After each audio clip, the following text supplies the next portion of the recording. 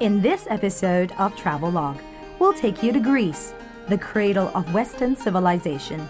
We'll hear the legends of Zeus and Athena and other gods and goddesses. Let the cool Mediterranean waters revive your spirit in this romantic corner of southeastern Europe.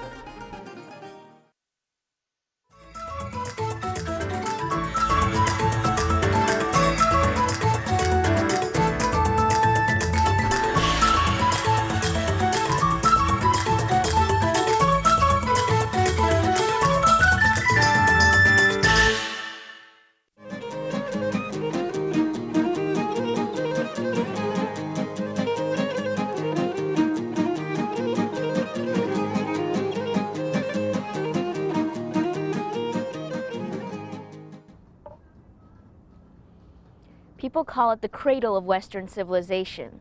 It's a place where democracy was born, where great philosophers, mathematicians, and literary scholars came into being. Well, in my opinion, that doesn't matter. For me, this place is simply awe-inspiring. And you know, just like China was the birthplace of Eastern culture, Athens, Greece was where it all happened on the West. And today, we're going to take you and look around. Welcome to Travelogue, I'm Yin. The capital of Athens became known as the motherland of Western civilization in the 5th century during Greece's Golden Age. Greece's history included a succession of dominations by Macedonians, Romans, Byzantines, and Turks, so Greek culture blends aspects of each into its own unique culture. The ancient Greek culture revolved around religion. In fact, Athens got its name from the goddess of wisdom, Athena. Even the first Olympic Games founded in Greece were held to honor the god of gods, Zeus. The Games help unify the Greek city-states every 4 years, a sacred time when wars were put to a stop. Athens has much to offer, but no matter where you are in Athens, a train, a bus, a car, or simply walking along the street, there's something you can't miss. A stunning view of the High City, the most famous site in Greece and a symbol of Western civilization, the Acropolis.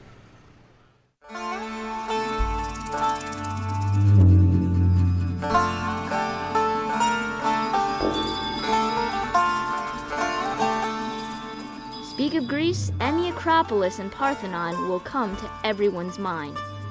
The temple's main function was to house the offerings to the gods. The most impressive offering was a statue of Athena. Unfortunately, the statue was lost during the late Roman Empire.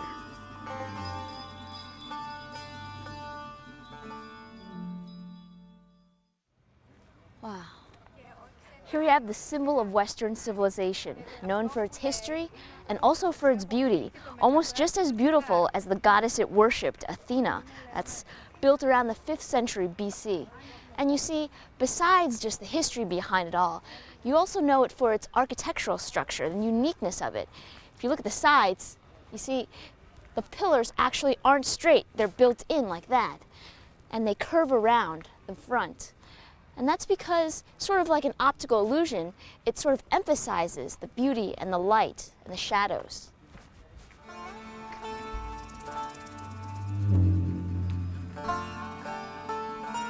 The Parthenon is the most famous structure perched above the Acropolis. Construction began in 447 BC at the height of Athenian power. Its Doric style is simple yet strong. It's not surprising that the temples of ancient Greece were the biggest and most beautiful, as they were dedicated to the gods. The carvings here depict the tales of Greek mythology, the peace and war between men and gods. The Parthenon has the reputation of being the most perfectly angle-calculated temple. The temple was built to look most beautiful from the outside, since the Greeks gathered outside the temple to worship. Next to the Parthenon is another structure of the Ionic style, which is thinner and more elegant. Its roof is supported by 6 maidens. Above the Acropolis, there's two main temples. First is the one everyone knows about, the Parthenon, and of course it was dedicated to Athena, whose name gave the name of the city, Athens. And over here, in stark contrast, is the temple of Erechtheos. Erechtheos was the god of the underworld. And you see, the architectural structure is kind of different from the Parthenon. The pillars are very thin and elegant, whereas the Parthenons are very thick. And on top, you see the little swirls? It's very feminine.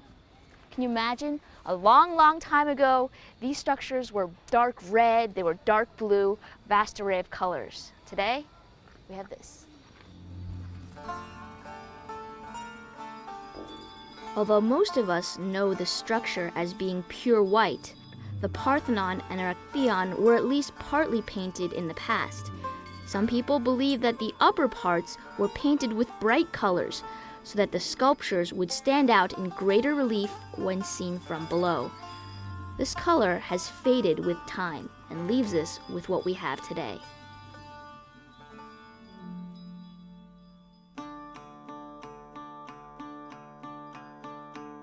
Below the Acropolis is the theater of Herod Atticus, built by the Romans in 161 AD. It's actually still used today for classical concerts, ballet, and world-class performances like Yanni.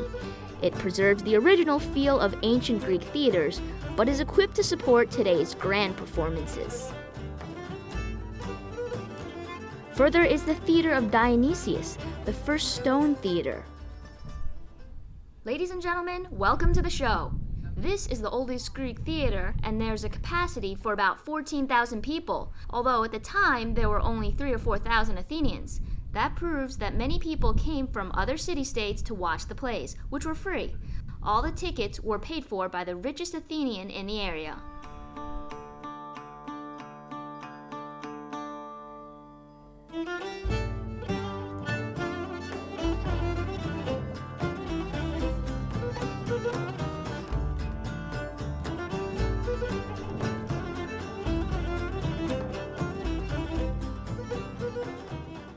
Something you'll find a lot of in Athens is marble, and there's a large presence of the structures made of marble because of, you see, the presence of these rocks. And this rock actually has a lot of history behind it. In the 7th century BC, there was a Supreme Court that was located right on top of that rock, and it's out in the open, so there were benches along the sides and people there engaging in court cases.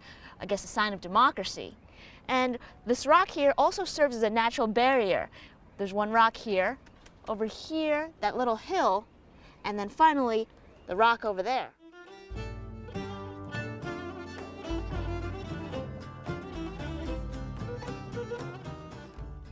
I swear to tell the truth, the whole truth, and nothing but the truth. That's where court cases were held, right on top of this rock. And if you could defend yourself, that's fine. But if you can't, you can also get a lawyer from the Agora, which is back there. You see that structure with the pillars? It was the center of activity. Every day, the philosophers and the politicians would gather there and exchange their ideas and see what was up. And so, along with them came the merchants slowly afterwards, because they decided to find a place where they could sell all their items on the central square.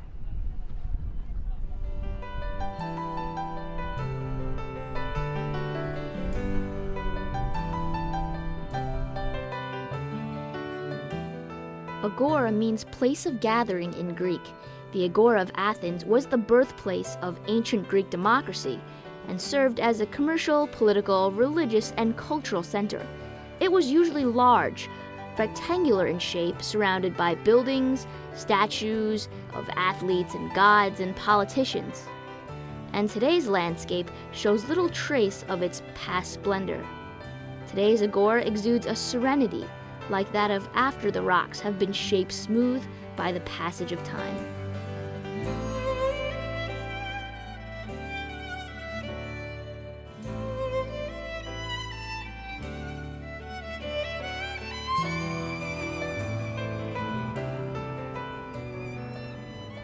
Amazing. From the Acropolis, you get a view of the city of Athens. And you see at the foot here, you see the plakas, which are the most traditional houses. They're built in the neoclassical style. And you see the little red roofs? They're different from the rest of Athens. As we spread out, you get a view of the modern city with high skyscrapers and buildings of all sorts. As we move out even further, you see that point over there. It's the highest point in Athens. It's a chapel at the top. And from there, you get the view of the entire city.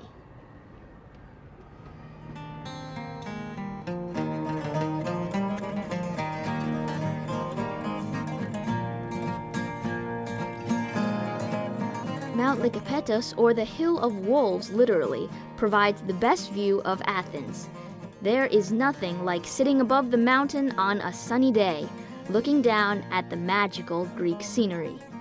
Indeed, blessed by the gods.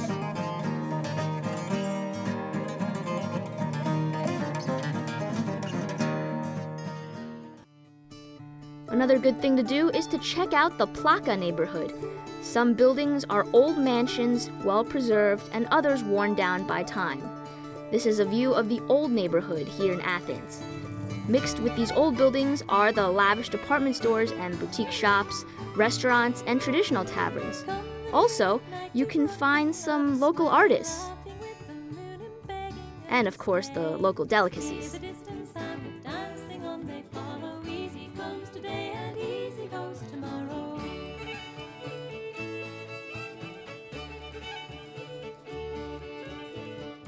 Some artists come from far and wide to show us their craft. Like here, these artists from Ecuador are showing us their family art. I believe it's finger painting.